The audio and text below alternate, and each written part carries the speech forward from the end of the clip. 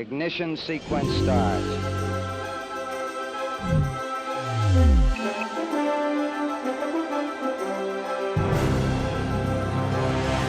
Good morning and welcome to Mission Control Houston. This is the International Space Station Flight Control Room, a place where a team of specialists is always on duty to keep tabs on the station, monitor its systems, and work with the crew members as they do science and take care of Earth's biggest outpost on orbit. There'll be a big change on orbit coming up next week, but the preparations for that change did not keep the Expedition 59 crew members from taking care of business and breaking some new scientific ground. Houston Station on Space to Ground. Welcome to Space to Ground. I'm Kayla LaFrance. There were a lot of firsts happening on board the station. Canadian astronaut David St. Jacques took the station's newest robotic flyer, Astrobee, on its maiden voyage. Astrobee demonstrated its ability to navigate around the station while St. Jacques put it through its basic checkout activities, testing its mobility, cameras, and controls. Astrobee uses electric fans as a propulsion system to fly freely through the microgravity environment of the station. It uses cameras and sensors to help it see and navigate its surroundings. Robots such as Astrobee will play a significant part in NASA's mission to return to the moon, as they service future spacecraft and work to monitor and keep systems operating smoothly while crews are away. A nanosat is a miniaturized satellite no bigger than the size of a shoebox and weighing less than 10 kilograms, or 22 pounds. This week, the station crew released 4 of these cube-shaped satellites into low Earth orbit, each one representing a different country. The satellites came from Singapore, Japan, Sri Lanka, and Nepal. For Sri Lanka and Nepal, this was a monumental moment, for these nanosats were their first ever satellites to go into space, bringing both Sri Lanka and Nepal into the space era and offering new research opportunities for their scientists and engineers. This week's question comes from Stephen Brody, who asked if it is true that just about any area of study, psychology, research, medicine, can be a pathway to a space career. Thousands of people work for NASA.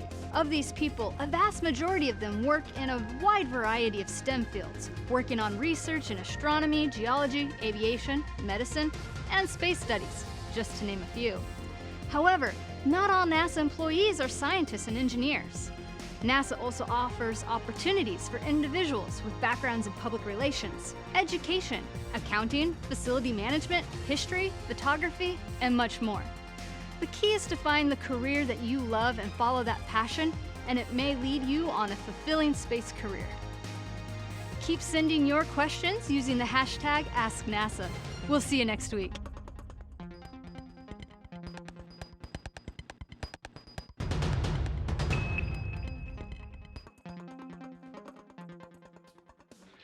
When Space to Ground comes back next week, it will focus on a new expedition underway on orbit. Cosmonaut Alexei Ovchinin will be commanding Expedition 60, following the departure for Earth of Russia's Oleg Kononenko, NASA's Anne McClain, and Canada's David St. Jacques. That happens on Monday, June 24th. But the coverage on NASA TV and NASA.gov kicks off this Sunday at 2:35 p.m. Central Time for the ceremony marking Kononenko's handoff of station command to Ovchinin. On Monday the 24th, we'll be on at 2:30 p.m. Houston time to see the departing crew members enter their Soyuz spacecraft and close the hatch behind them. And at 6 in the evening Central Time, we'll start coverage of the Soyuz undocking from the International Space Station. That should happen at 6:25. Coverage resumes at 8:30 p.m. Central for the deorbit burn and will carry straight through the planned landing in Kazakhstan at 9:48 p.m. Our coverage will show you a lot of the highlights of a crew return to Earth, but we'll see it all from the outside of the Soyuz vehicle. What's it look like for the departing crew members as they leave their home on orbit to return to the home planet? Well, if you've got 60 seconds, here's an insider's view of what a trip to Earth on a Soyuz spacecraft looks like. Welcome aboard the Soyuz MS spacecraft with non-stop service to Kazakhstan. Our flight time will be just under 3 hours 30 minutes. We'll be descending from an altitude of over 1,300,000 feet. At the time of departure, we're flying at a ground speed of 17,500 miles per hour. Please make sure all carry-on items are secured and that your seatbelt is correctly fastened. Now sit back, relax, and enjoy the flight. Ladies and gentlemen, we are now entering the upper levels of Earth's atmosphere. The estimated temperature outside is over 5,000 degrees Fahrenheit. During this zone of turbulence, we recommend you keep your seatbelt fastened while you're seated. As we start our final descent, our speed is down to 24 feet per second. At 1 second before touchdown, engines on the bottom of the vehicle will fire to soften the landing. On behalf of the entire crew, I'd like to thank you for flying with us. Welcome to Kazakhstan. Although Kononenko, McLean, and St. spent time this week preparing to come home, they did not neglect their science mission. This week, the crew wrapped up data gathering on the Airway monitoring experiment, which examines an astronaut's exhaled breath for signs of inflammation. It's part of the process of designing future spaceships so that they are safer for their human crew members to use on long-duration missions. The International Space Station is a national orbiting laboratory. Every single day we are answering big questions about Earth and about space, about where we came from and about where we're going. One category of those experiments are human research, experiments on our human body, how we react in microgravity. One of the recent ones that I've been a part of is called Airway monitoring, and this is looking at airway inflammation up in space. So when we're breathing the air, you know, the small particles in the air, they don't just fall to the ground like dust on the ground. So we tend to inhale more fine particles than we would on Earth. And so we're looking at our response, our body's response to that by measuring nitric oxide exhalations as an indicator for airway inflammation. And so understanding, you know, how clean does our air need to be? How does our body react to the air? When we talk about going back to the moon, you know, a lot of people are aware that the moon dust is a very, very fine particle. It's almost like a powdered sugar fine particle. And if that's in the air and we're breathing that for months on end, if we're doing, you know, extended stays on the lunar surface, you know, we need to understand kind of how that affects the human body.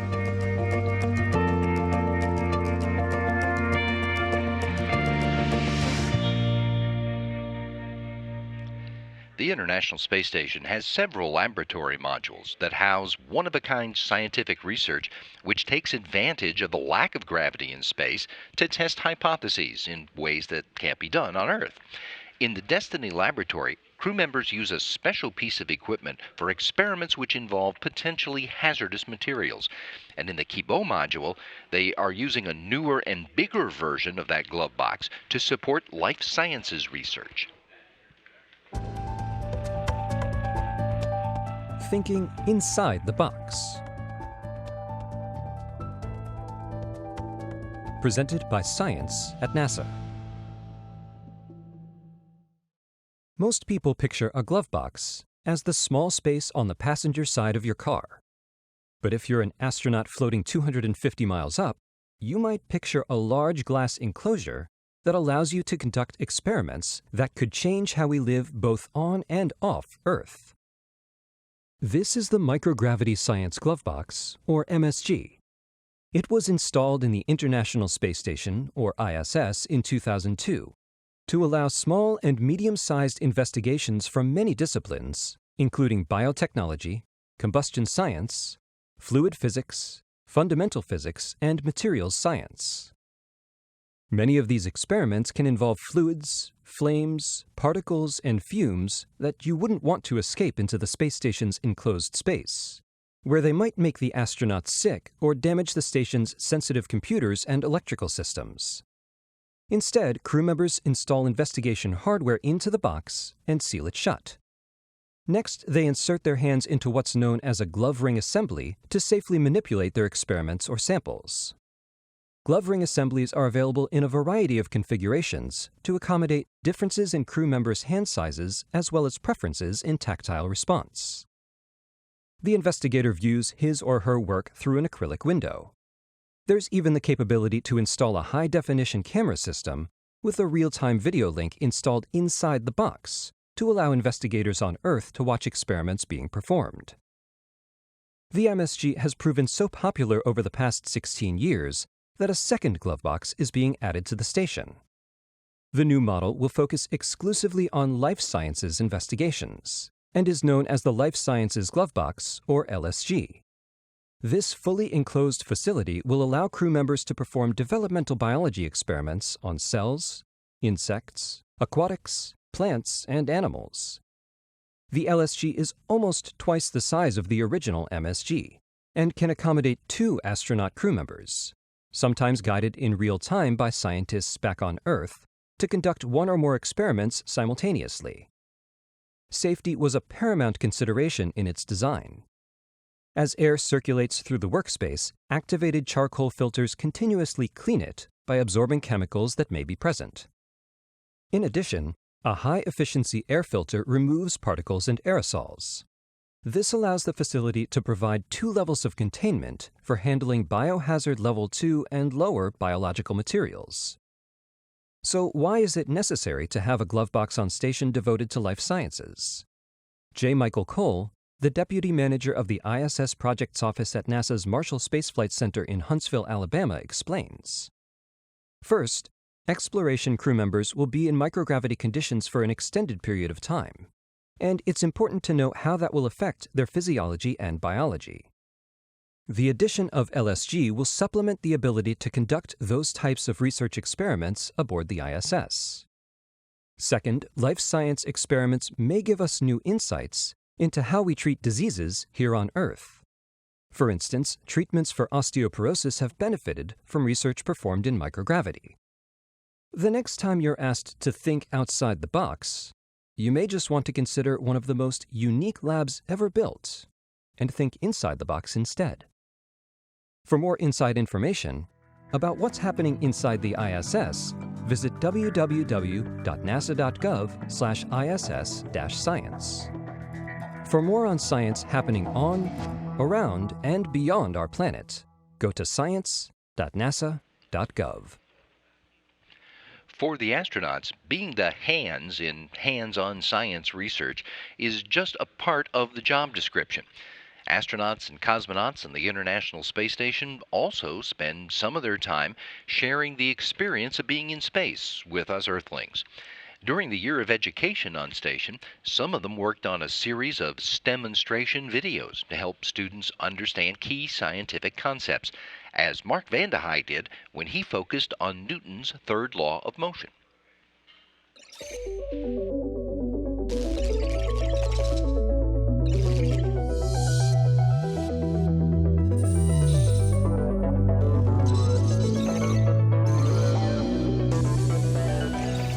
Welcome to the International Space Station.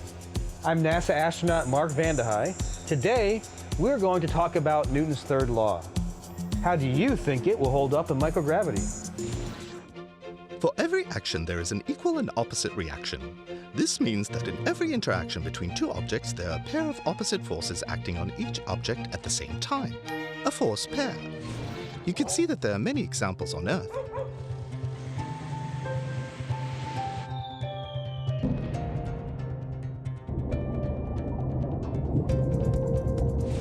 In space, thrusters expel one way and the vehicle is steered in the opposite way. Hello again. More basketball stunts that I can't do on the ground, at least not while getting this much hang time. All right, back to serious business. Got a basketball right here. It's going to be object 1. I'm the second object. If object 2, myself, applies a force to object 1, then that same force will be applied according to Newton's third law by object 1 onto object 2. However, there's a big disparity in the mass. Object 1 is a very light mass object. Object 2, myself, is a larger mass object. So I'm going to try to make myself about the same shape as this ball. See how that works for us. And I'm going to apply that force. You saw that force applied to the ball made it accelerate quite a bit. It really didn't accelerate me much at all. Newton's third law again, but this time we're going to use 2 similarly massed objects. Joe and I have about the same mass, so Joe, get into a ball. I'll do the same. I'm going to face you this way so that I don't throw you into something you can't see. Now I'm going to get into a ball behind Joe, and I'm going to apply a force to him.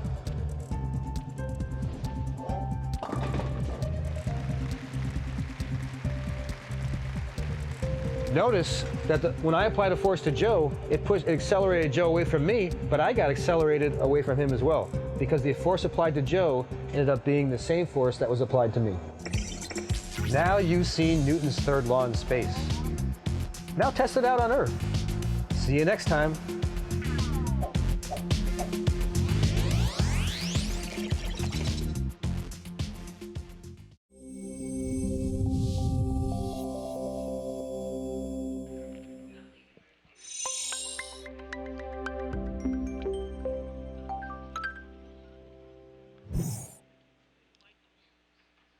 The exterior of the International Space Station is a good spot for science, and commercial researchers and scientific researchers are using that real estate to capture digital imagery of Earth.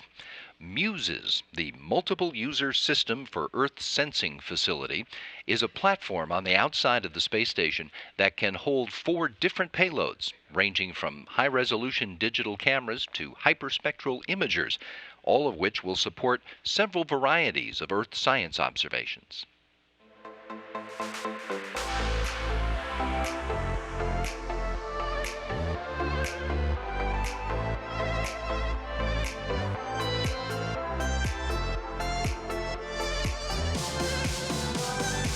There's 4 places for 4 individual payloads to be mounted. These 4 places provide an individual scientist or a commercial endeavor to use this platform for acquiring access to spaceborne opportunities for looking at the Earth. MUSES is a multi-user system for Earth sensing. It's the first of its kind that actually allows the change-out of payloads on board this particular system. Robotic interaction with the onboard space station remote manipulator system actually allows plucking a payload off of this and replacing it with a new one.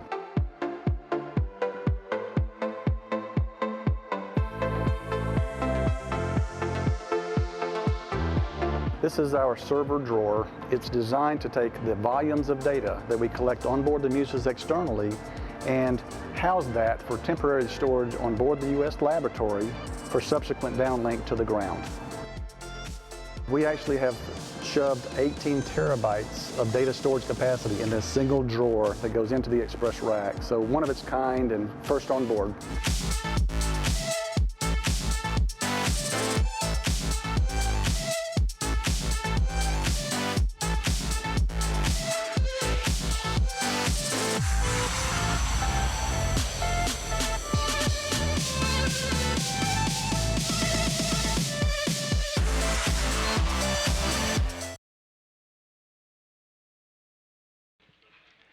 In order to support all future deep space exploration, scientists in NASA's Human Research Program have been trying to figure out what dangers such a long-duration spaceflight poses for the human explorers, and of course, then how to protect the crews who will be on those future missions.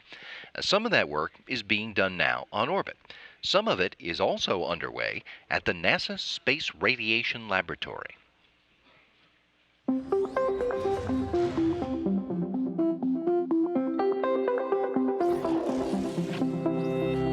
The NASA Space Radiation Laboratory is an outgrowth of Brookhaven National Laboratory's particle accelerator.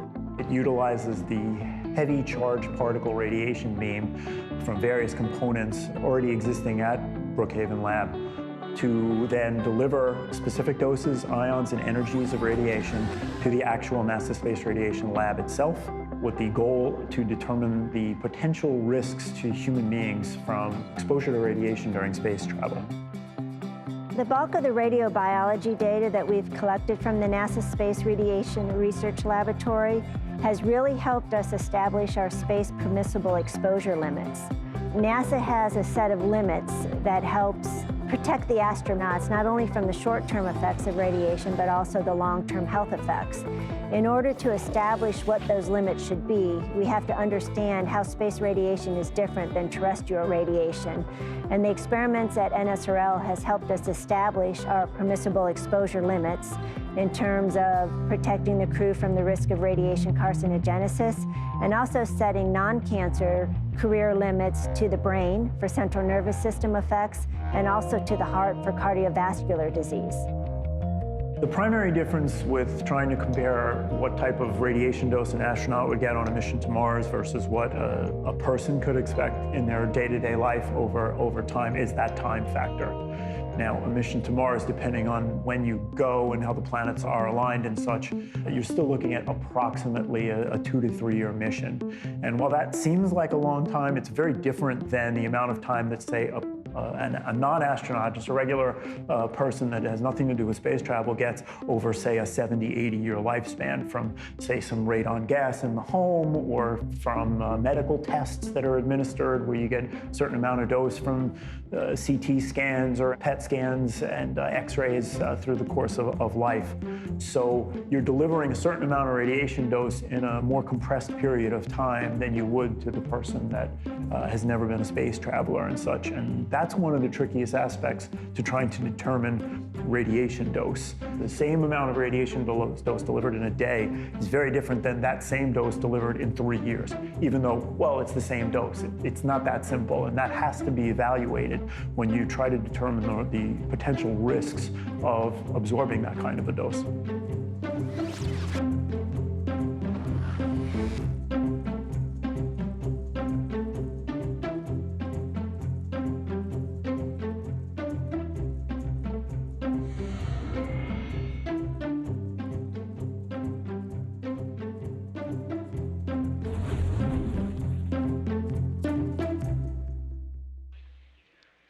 The International Space Station's role in preparing for future exploration includes being a test bed for technologies that we'll need to make those trips.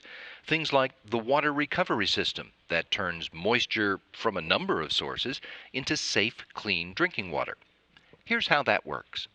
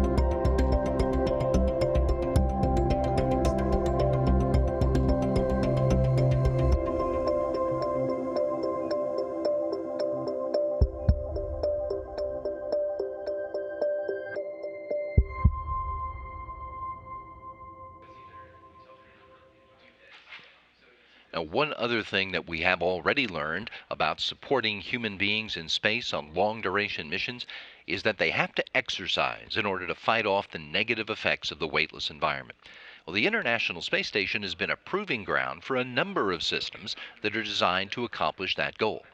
In this Speedy Time segment, astronaut Peggy Whitson gives us a rapid-fire display of a number of exercises that can be done with just one piece of equipment, the Advanced Resistive Exercise Device.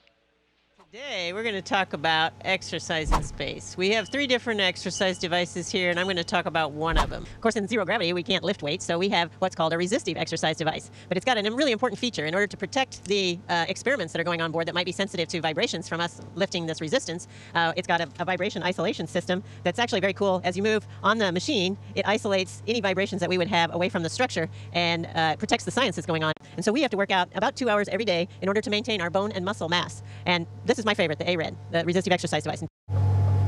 Squat. Sumo squat.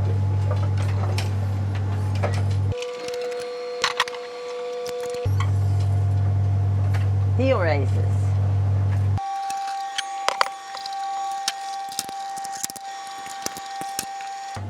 Deadlift. RDL.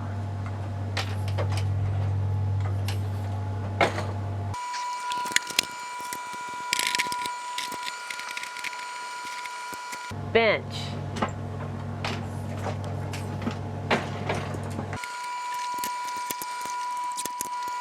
Military press.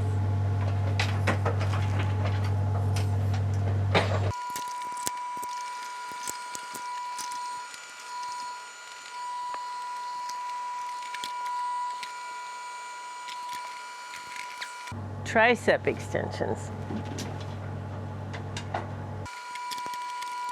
Sit-ups.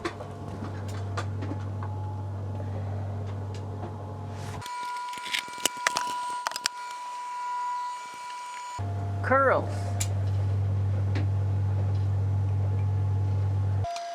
Forearm extensions. But you know what the best part about doing exercise in space is? The view.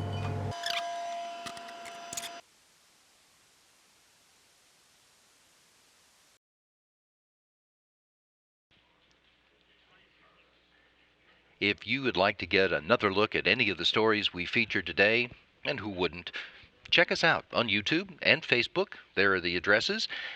And while you're at those spots, be sure to look around, because there is a lot of other cool stuff you can find in both places about NASA and America's human spaceflight program. And while you're out there bumping around on the interwebs, be sure to check out Houston, We Have a Podcast. That's folks here at NASA talking about their work in all aspects of space exploration. And today's episode makes a point. New episodes on Friday, and today we learn about NASA's crowdsourcing initiative and the new ideas that it's bringing into America's space agency. It's our talk with Lynn Bucquo and Steve Rader, who run that office from right here in Houston. Go to nasa.gov/podcasts for today's episode and all the previous episodes of Houston We Have a Podcast. Also at that location, the full library of all of the NASA podcasts, all of which you can also listen to on Apple Podcasts, Google Podcasts, and SoundCloud. This is Mission Control, Houston.